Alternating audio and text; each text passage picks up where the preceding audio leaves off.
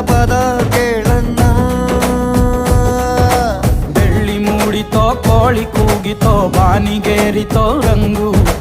ಹಳ್ಳಿ ಹೈದರ ಒಳ್ಳೆ ಮನಸ್ಸಿದೆ ಯಾರಿಗೇನಿದೆ ಹಂಗು.